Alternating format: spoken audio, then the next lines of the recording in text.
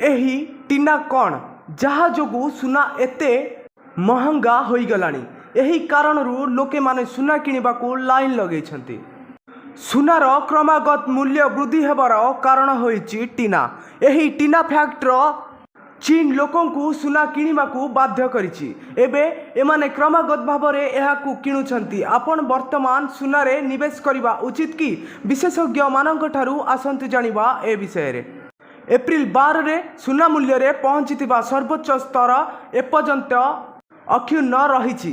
MCX रे 73,958 स्तर को छुईबा परे आज एहार मूल्य प्राय 70,725 एवं कारबार चली। मार्च 1 63,563 पर सुना मूल्य रे बहुत वृद्धि घटी। प्रथम लोके माने एही वृद्धि हेबार कारण बुझी पारिले नाही। किछि लोक कहूतिले एहार कारण हेउछि मध्य पूर्वरे अशांति एवं केही केही कहूतिले एहा रूस यूक्रेन युद्ध, किंतु प्रकृत कथा हेउछि टीना फैक्टर जोगु सुना मूल्य रे एपरि वृद्धि घटिछि। एही टीना फैक्टर कौन?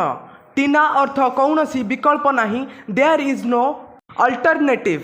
वास्तव में जो माने भविष्यतर अनिश्चितता को भय करुछंती सेमाने सुरक्षित विनियोग उपकरण रु सुनार विनियोग करिबा भल सेमाने बोली मने करुछंती। लोक माने अनुभव करंती जे अन्य कौनसी विकल्प नाही। एही कारण रु चाइना रे खुचुरा दुकानी, निवेशक, भविष्यतर व्यवसायी एवं केंद्रीय बैंक गुड़िक सुना किनिबाकू बाध्य होइतिले।